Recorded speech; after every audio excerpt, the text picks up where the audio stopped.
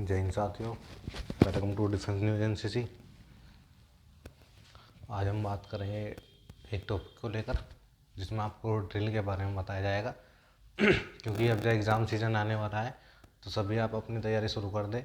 किसी के भरोसे ना रहें कि वो पास करा देगा या कुछ भी। अपने ऊपर विश्वास रखें और तैयारी अच्छे से करें। ठीक है, आपके पास बुक है मार्केट में, आप 2 बुक कम से कम खरीद लें एनसीसी की। ठीक है, आप कोई भी चूज़ कर सकते हैं। पहले आपका हैंडबुक एनसीसी की कांति प्रकाशन, और दूसरी जो भी आपको अच्छी लगे वो खरीद सकते हैं आप। और बाकी अपना तैयारी करें अच्छे से। वेपन ट्रेनिंग, जो भी आपके प्रैक्टिकल के सब्जेक्ट हैं वो बटालियन में जाकर आप उनके साथ प्रैक्टिकल करें, खोल के देखें, पार्ट्स के नाम अच्छे से याद रखें, ध्यान रखें कि कौन सा पार्ट कौन सा है, उसका क्या नाम है पार्ट्स का, सब कुछ आपको याद रखना है, इंक्लूडिंग राइफ़ल के। ठीक है, राइफ़ल के पार्ट, कंपास के, या किसी भी चीज़ के।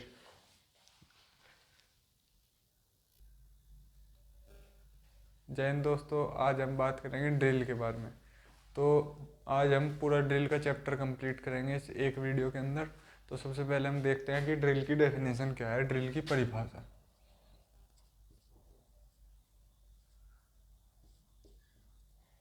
किसी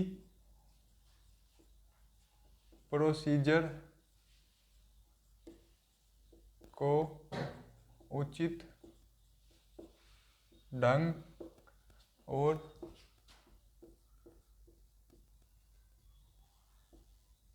क्रमवार करने की कार्यवाही को ड्रिल कहते हैं। तो दोस्तों, इसकी परिभाषा है कि किसी प्रोसीजर को उचित ढंग से और क्रमवार ढंग से करने की कार्यवाही को ड्रिल कहते हैं। ड्रिल 2 प्रकार की होती है। ड्रिल के टाइप्स हैं 2। एक है ओपन ड्रिल, एक है क्लोज ड्रिल।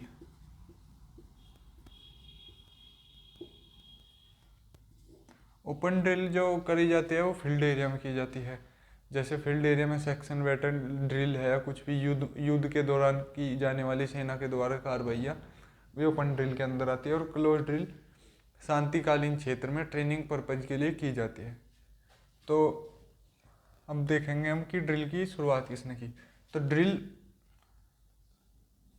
1666 ईस्वी में जनरल ड्रोल द्वारा जर्मनी में स्टार्ट की गई थी। ड्रिल 1666 ईस्वी में जनरल ड्रोल द्वारा जर्मनी में स्टार्ट की गई थी। तो आप देख सकते हैं, आप इसे नोट कीजिए, फिर हम देखते हैं ड्रिल के चैप्टर को आगे क्या है।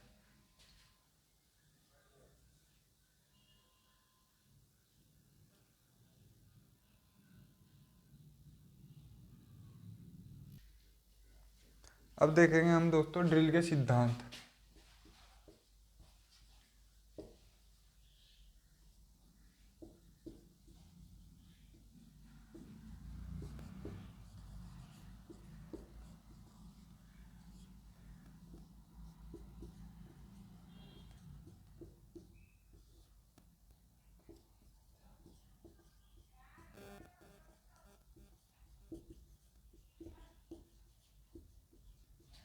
तो स्मार्टनेस,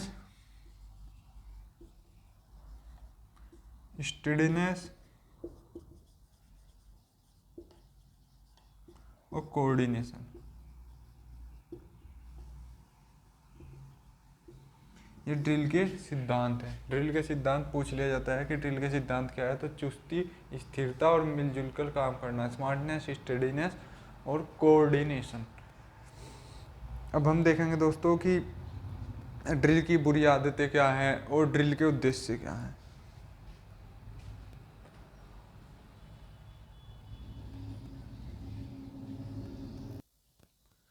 तो दोस्तों अब हम देखेंगे कि ड्रिल के उद्देश्य क्या है, ड्रिल क्यों कराई जाती है हमें। तो जो ड्रिल के उद्देश्य हैं कि कैडेटों में अनुशासन की भावना पैदा करना। Drill is the bedrock of military discipline. तो यहाँ हम देख सकते हैं कि फर्स्ट लाइन बन रही है कि ड्रिल कैडेटों में अनुशासन की भावना पैदा करती है। आपको पूरी लाइन लिखनी है, नंबर 1 पॉइंट डालकर ड्रिल कैडेटों में अनुशासन की भावना पैदा करती है। नंबर 2 पर है ड्रेस पहनना, ड्रिल कैडेटों को ड्रेस पहनना सिखाती है। नंबर 3 है ड्रिल कैडेटों को चलना फिरना सिखाती है, जिसे हम बोलते हैं मिलिट्री बेयरिंग। ड्रिल कैडेटों को कमांड कंट्रोल सिखाती है। ड्रिल फुर्ती और आत्मविश्वास पैदा करती है। और एक पॉइंट और लिख सकते हैं हम इसमें कि ड्रिल अनुशासन की बुनियाद है। तो ये हैं कि ड्रिल के उद्देश्य क्या क्या है।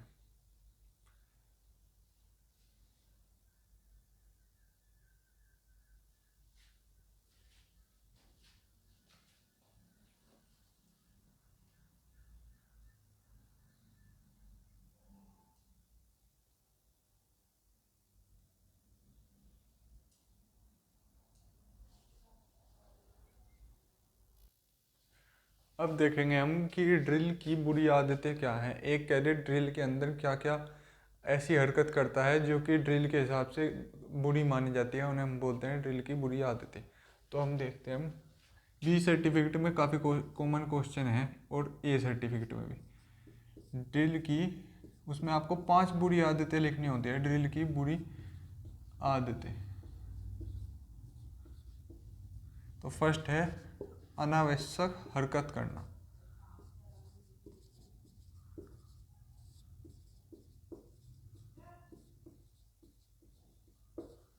नंबर 2 है पैर घसीट कर चलना। नंबर 3 है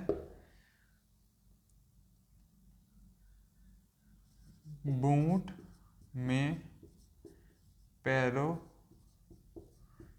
की उंगलियों को हिलाना। नंबर 4 है आंखें घुमाना, आंखें इधर उधर घुमाना।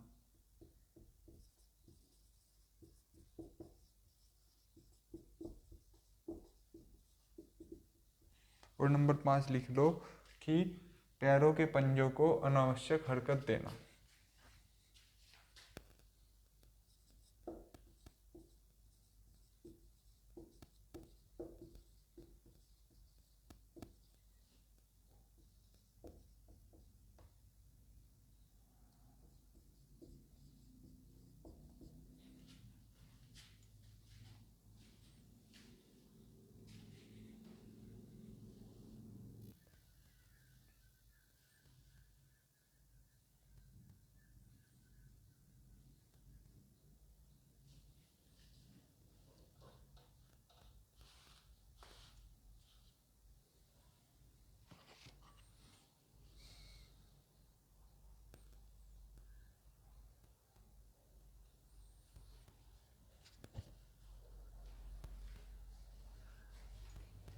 या दोस्तों हम लिख सकते हैं कि एडियो का टकराना।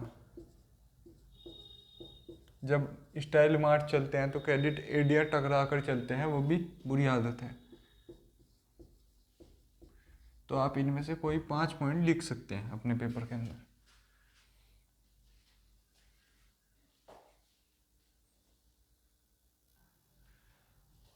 अब देखेंगे दोस्तों कि वर्ड ऑफ कमांड कितने प्रकार का होता है और इसे कितने भागों में बोला जाता है। तो सबसे पहले हम देखेंगे वर्ड ऑफ कमांड।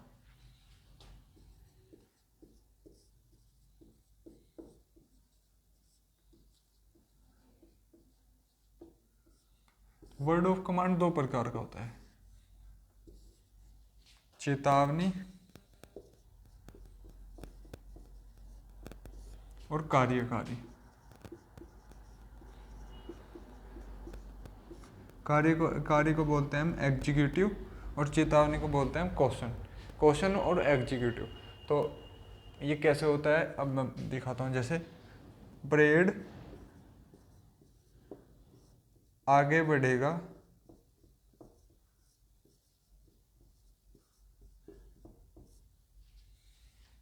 पीछे मुड़। तो ये कार्यकारी है और ये चेतावनी है, परेड आगे बढ़ेगा पीछे मुड़। तो ये दो प्रकार का होता है, चेतावनी और कार्यकारी। अब हम देखेंगे इसके अंदर सावधान पोजीशन और विश्राम पोजीशन में ध्यान देने वाली बातें। तो सावधान पोजीशन और विश्राम पोजीशन में ध्यान देने वाली बातें देखते हैं हम।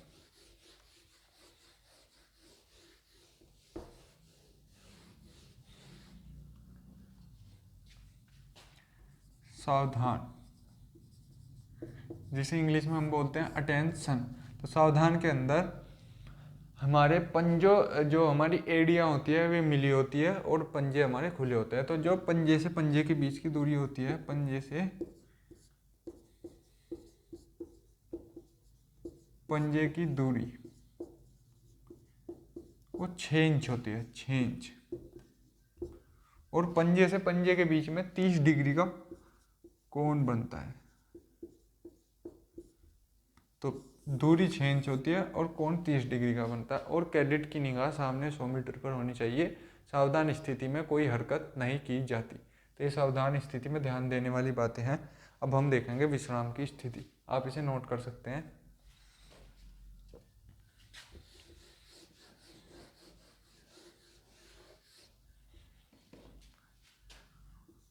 विश्राम,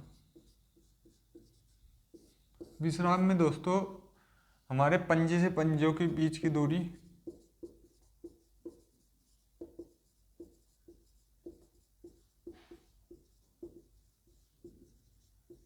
और एडी से एडी की दूरी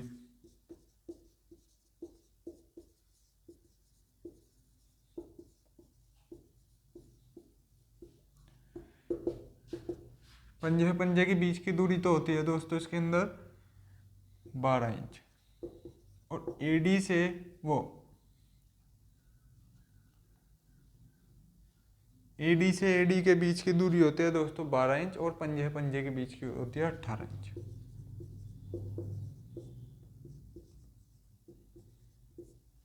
तो ये इसमें भी निगाह सामने और कोई हरकत नहीं होगी विश्राम स्थिति में।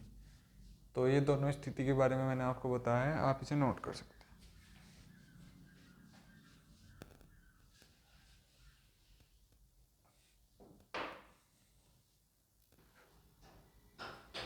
दोस्तों जो एक स्थिति होती है इसमें आराम से, जैसे आपने विश्राम स्थिति देखी है, ऐसी स्थिति होती है आराम से। आराम से की स्थिति में आप हरकत कर सकते हो, आप अपनी बॉडी को रिलैक्स करके खड़े हो सकते हो।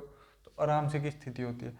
अब हम देखेंगे कि दाहिने मुड़, बाएं मुड़ और पीछे मुड़। दाहिने मुड़ और बाएं मुड़ में जो कोण बनता है, दाएं मुड़ और बाएं मुड़ में जो कोण बनता है, दाएं मुड़ बाएं मुड़ में जो कोण बनता है वो 90 डिग्री का होता है। और पीछे मुड़ दाहिनी तरफ से मुड़ा जाता है। पीछे मुड़ दाहिनी तरफ से मुड़ा जाता है।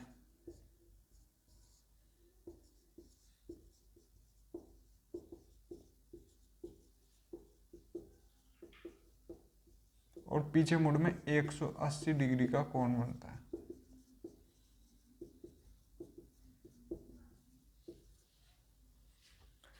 अब हम देखेंगे कि तेज चाल में एक बॉयज कैडेट द्वारा कितने कदम लिए जाते हैं और एक गर्ल्स कैडेट द्वारा कितने कदम चले जाते हैं,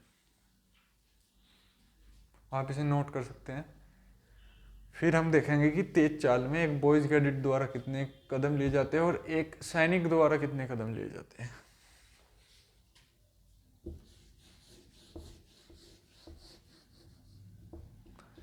तो तेज चाल में क्विक मार्च बोलते हैं जिसे, तेज चाल या क्विक मार्च। तेज चाल में दोस्तों एक बॉयज कैडेट द्वारा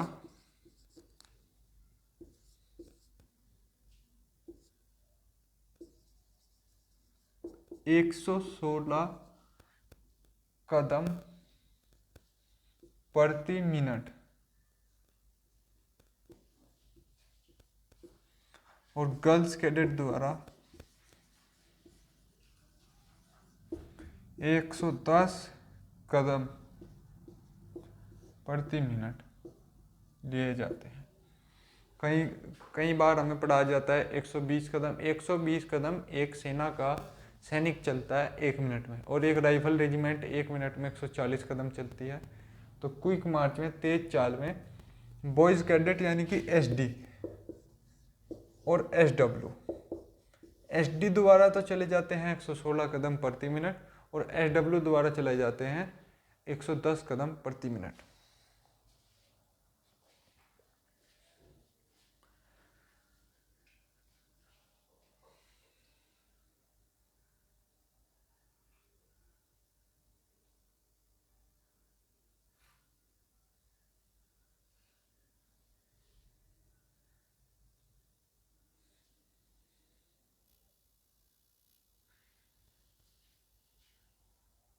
अब मैं बताऊंगा दोस्तों आपको कि जो धीरे चल होता है, धीरे चल में 1 मिनट में कितने कदम चलते हैं कैडेट। तो धीरे चाल में 1 मिनट में 45 कदम चले जाते हैं, चाहे बॉयज़ कैडेट हो चाहे गर्ल्स कैडेट हो, सबके लिए सेम है। अब हम बात करेंगे रैंक और फाइल। रैंक और फाइल में क्या अंतर है, रैंक और फाइल का हम अंतर अभी देखेंगे कि रैंक और फाइल में क्या अंतर है। इसका काफ़ी डाउटफुल रहता है सबके दिमाग में कि रैंक और फाइल में क्या अंतर होता है। तो मैं अभी आपको बताता हूँ। जैसे फाइल में दोस्तों ऐसे खड़े होते हैं कैडेट, जैसे ये मैं 1 नंबर लिख रहा हूँ, इसे एक कैडेट मानिए आप। तो साइड बाय साइड अगर खड़े हैं, जैसे इन्हें तो बोलते हैं हम रैंक। साइड बाय साइड अगर खड़े हैं तो उन्हें बोलते हैं हम रैंक। और एक के पीछे ऐसे करके खड़े हैं, तो मतलब आगे से कवर करके खड़े हैं, तो उसे बोलते हैं फाइल। फाइल ऐसे होते हैं, जैसे एक कैडेट यहाँ खड़ा है, उसके पीछे एक कैडेट, उसके पीछे एक कैडेट, इसे हम बोलते हैं फाइल। अगर हम पूरी देखें, जैसे इन थ्रीज में खड़े होते हैं, तो एक,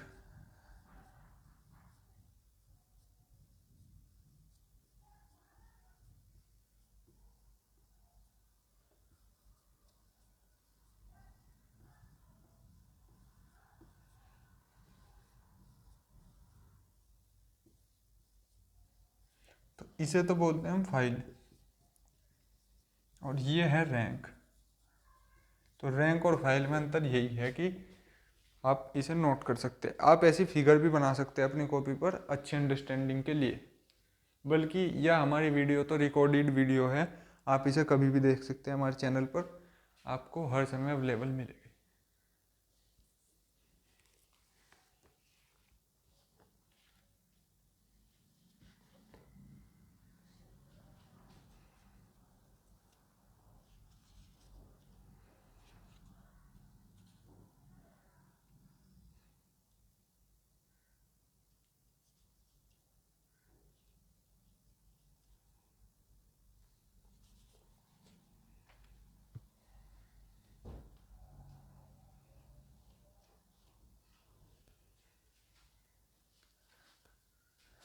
अब देखते हैं दोस्तों हम लाइन तोड़ और विसर्जन में क्या अंतर होते हैं।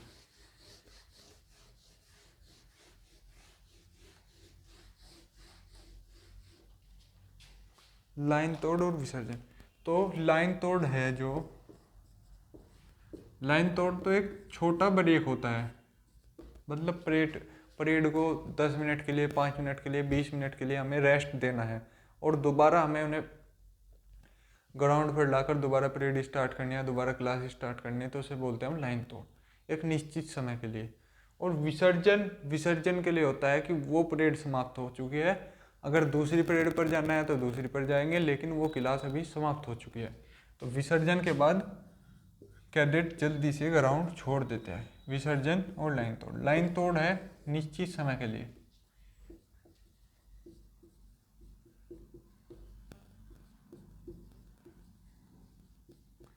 और विसर्जन है परेड की समाप्ति।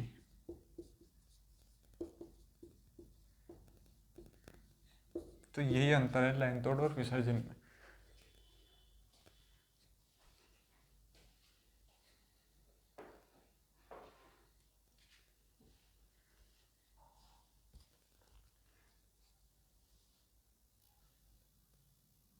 अब मैं दोस्तों आपको एक डेफिनेशन बताऊंगा जिसे हम बोलते हैं समतोल शस्त्र। समतोल शस्त्र सी सर्टिफिकेट में पूछा गया क्वेश्चन है। तो समतोल शस्त्र के बारे में हम देखेंगे।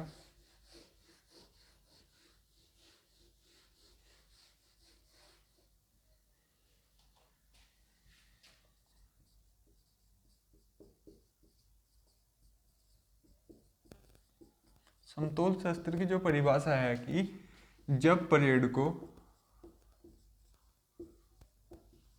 4 से 6 कदम चलाया जाता है,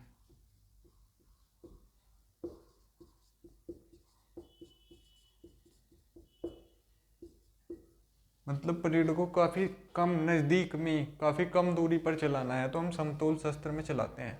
समतोल शस्त्र में जो हथियार की स्थिति होती है वह ऐसी होती है जैसे बाजू शस्त्र। बाजू शस्त्र में जो राइफल आपकी ज़मीन से 1 इंच ऊपर रहती है समतोल शस्त्र में, और मार्चिंग करते हैं बाजू शस्त्र में। मतलब बगल शस्त्र में मार्चिंग नहीं करते। जो छोटी दूरी के लिए चलना होता है तो हम समतोल शस्त्र में भी मार्चिंग कर सकते हैं या बगल शस्त्र में भी मार्चिंग कर सकते हैं।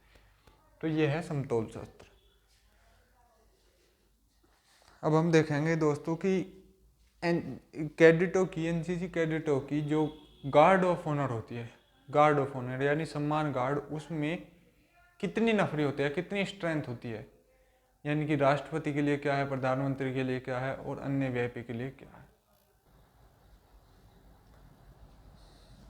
अब देखेंगे दोस्तों की स्ट्रेंथ कितनी होती है कैडेटों की गार्ड ऑफ ऑनर में। गार्ड ऑफ ऑनर और क्वार्टर गार्ड में अंतर होता है। क्वार्टर गार्ड में 6 खड़े होते हैं, यानी कि 6 कैडेट, 1 कमांडर और 1 संतरी। लेकिन क्वार्टर गार्ड में काफ़ी सारे कैडेट खड़े होते हैं, उसमें राइट मार्कर होता है और 1 कमांडर होता है।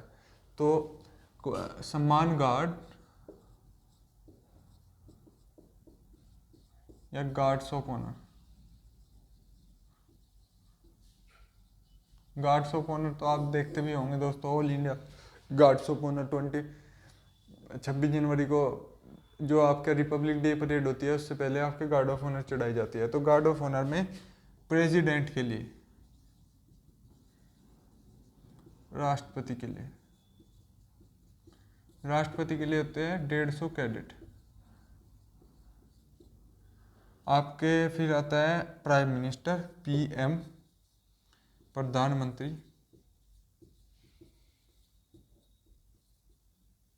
100 कैडेट। फिर होता है दोस्तों आपका अन्य वीआईपी या अदर वीआईपी। अन्य वीआईपी अगर कोई आता है जैसे राज्यपाल है या सेना का कोई अधिकारी है तो उसे 50 कैडेट। अब दोस्तों एक चीज़ रह गई है कि कदम की लंबाई। कदम कितने प्रकार के होते हैं, जो हम तेज चल में कदम चलते हैं वो कितने प्रकार के होते हैं। तो कदम 3 प्रकार के होते हैं, उन्हें हम देखेंगे अभी। तो हम देखेंगे कि दोस्तों कदम कितने प्रकार के होते हैं। तो कदम 3 प्रकार के होते हैं।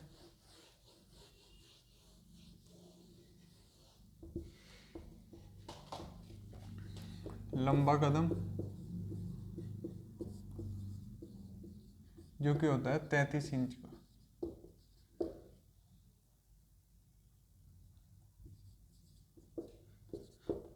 छोटा कदम जो होता है आपका 21 इंच का। और एक होता है बगल कदम जो होता है 12 इंच का। तो दोस्तों हमारा ड्रिल का चैप्टर यहीं ख़त्म हो गया है। अगर आपको अभी भी कोई डाउट है तो आप हमारे व्हाट्सएप ग्रुप बनाए गए हैं, उसमें क्वेश्चन डाल सकते हैं। बाकी अभी ड्रिल में काफ़ी कुछ है जो आपको खुद से पढ़ना है अपनी बुक से। जो समझाने वाली चीज़ थी मैंने समझा दी आपको, तो बाकी जो कुछ है वो आप अपनी बुक से पढ़ सकते हैं। दोस्तों जैसे कि अभी क्लास में बताया गया है, अगर इसके अलावा भी कुछ रह गया है तो आपके पास बुक है, आप उसमें से पढ़ सकते हैं। और किसी पे भी भरोसा ना करें कि मैं आपको पेपर दूंगा या किसी भी तरह का। आप अपनी मेहनत पे भरोसा रखें और अच्छे से पढ़ें। नोट्स आपको मिलेगा ही है, मॉडल पेपर जल्दी ही अवेलेबल हो जाएगा आपके लिए। बाकी मार्केट में नई बुक आई है पूजा प्रकाशन की, काफ़ी अच्छी बुक है, अपडेटेड है, तो उसके लेकर भी आप कर सकते हैं।